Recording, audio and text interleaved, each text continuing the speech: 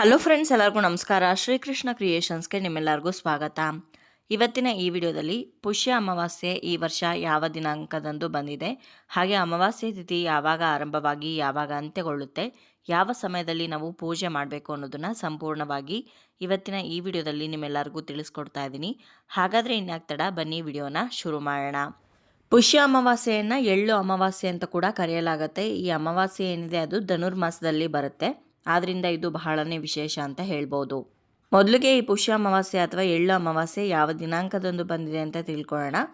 ಪುಷ್ಯ ಅಮಾವಾಸ್ಯೆ ಈ ವರ್ಷ ಅಂದರೆ 2025ನೇ ಇಸ್ವಿಯಲ್ಲಿ ಡಿಸೆಂಬರ್ 19ನೇ ತಾರೀಕು ಶುಕ್ರವಾರದ ದಿವಸ ಬಂದಿದೆ.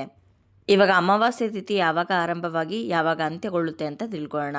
ಅಮಾವಾಸ್ಯೆ ತಿಥಿ ಆರಂಭವಾಗುವಂಥದ್ದು ಡಿಸೆಂಬರ್ 19ನೇ ತಾರೀಕು ಶುಕ್ರವಾರ ದಿವಸ ಬೆಳಗಿನ ಜಾವ 4:59 ಆರಂಭವಾಗಿ ಡಿಸೆಂಬರ್ 20ನೇ ತಾರೀಕು ಶನಿವಾರ ದಿವಸ ಬೆಳಗ್ಗೆ 7:12 ಅಂತ್ಯವಾಗತ್ತೆ. ಇಲ್ಲಿ ಅಮಾವಾಸ್ಯೆ ತಿಥಿ ಹೆಚ್ಚಾಗಿರೋದು ಡಿಸೆಂಬರ್ 19ನೇ ತಾರೀಕು, ಹಾಗೆ ಸೂರ್ಯ ಉದಯ ಆಗುವಂಥ ತಿಥಿ ಕೂಡ ಡಿಸೆಂಬರ್ 19ನೇ ತಾರೀಕು ಶುಕ್ರವಾರ ದಿವಸನೇ ಬರೋದ್ರಿಂದ ನಾವು ಅಮಾವಾಸ್ಯೆಯನ್ನು ಡಿಸೆಂಬರ್ 19ನೇ ತಾರೀಕು ಶುಕ್ರವಾರ ದಿವಸನೇ ಆಚರಣೆ ಮಾಡಬೇಕಾಗತ್ತೆ. ಧನುರ್ಮಾಸದಲ್ಲಿ ಅದರಲ್ಲೂ ಬ್ರಾಹ್ಮಿ ಮುಹೂರ್ತದಲ್ಲಿ ಅಮಾವಾಸ್ಯೆ ತಿಥಿ ಆರಂಭವಾಗ್ತಾ ಇರೋದು ಬಹಳನೇ ವಿಶೇಷ. ಈ ಸಮಯದಲ್ಲಿ ಬೇಗನೆ ಎದ್ದು ಸೂರ್ಯೋದಯಕ್ಕೂ ಮುಂಚೆನೇ ಸ್ನಾನಾದಿಗಳನ್ನು ಮುಗಿಸ್ಕೊಂಡು ಮನೆಯಲ್ಲಿ ವಿಷ್ಣು ಹಾಗೆ ಲಕ್ಷ್ಮಿಯ ಪೂಜೆಯನ್ನು ಮಾಡಿ ಅನಂತರ ಅರಳಿ ಮರಕ್ಕೆ ಪೂಜೆಯನ್ನು ಸಲ್ಲಿಸಿದ್ರೆ ಅಷ್ಟ ಐಶ್ವರ್ಯಗಳು ಲಭಿಸುತ್ತೆ ಅಂತ ಹೇಳಲಾಗತ್ತೆ.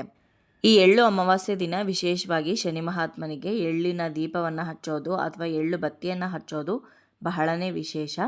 ಅವತ್ತಿನ ದಿವಸ ಎಳ್ಳು ಬತ್ತಿಯನ್ನು ಹಚ್ಚೋದ್ರಿಂದ ನಿಮಗೆ ಯಾವುದೇ ರೀತಿಯಾದಂತಹ ಶನಿ ದೋಷಗಳಿದ್ದರೆ ಅದೆಲ್ಲವೂ ಕೂಡ ನಿವಾರಣೆ ಆಗುತ್ತೆ. ಇನ್ನು ಸರಳವಾಗಿ ನೀವು ಯಾವ ರೀತಿ ಪೂಜೆ ಮಾಡ್ತಾ ಇದ್ದೀರೋ, ಧನುರ್ಮಾಸದ ವ್ರತವನ್ನು ಅಥವಾ ಪೂಜೆಯನ್ನು ಯಾವ ರೀತಿ ಮಾಡ್ತಾ ಇದ್ದೀರೋ ಅದೇ ರೀತಿ ಮಾಡಿದ್ರೆ ಸಾಕಾಗತ್ತೆ. ಮನೆಯಲ್ಲಿ ಹುಗ್ಗಿಯನ್ನು ಅಂದರೆ ಸಿಹಿ ಪೊಂಗಲನ್ನು ಮಾಡಿ ನೈವೇದ್ಯಕ್ಕಿಟ್ಟು ಅದೇ ಪೊಂಗಲನ್ನು ಸ್ವಲ್ಪ ತೊಗೊಂಡು ಬಂದು ಅರಳಿ ಮರಕ್ಕೂ ಕೂಡ ನೀವು ನೈವೇದ್ಯವನ್ನು ಮಾಡಬೇಕಾಗತ್ತೆ.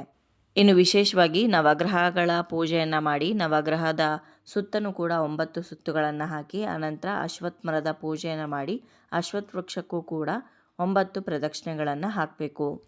ಸಾಧ್ಯವಾದರೆ ಅವತ್ತಿನ ದಿವಸ ಅರಳಿ ಎಲೆಯ ಮೇಲೆ ದೀಪವನ್ನು ಹಚ್ಚಿದ್ರೆ ಅಖಂಡ ಪುಣ್ಯ ಪ್ರಾಪ್ತಿ ಆಗುತ್ತೆ ಅಂತ ಕೂಡ ಹೇಳಲಾಗತ್ತೆ.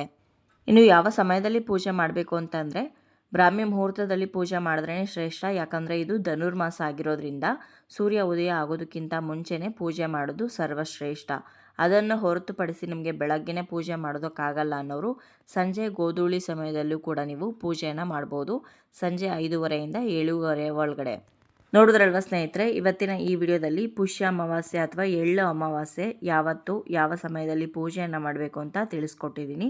ಇವತ್ತಿನ ಈ ವಿಡಿಯೋ ನಿಮ್ಮೆಲ್ಲರಿಗೂ ಇಷ್ಟ ಆಗಿದೆ, ಉಪಯೋಗ ಆಗಿದೆ ಅಂತ ಭಾವಿಸ್ತೀನಿ.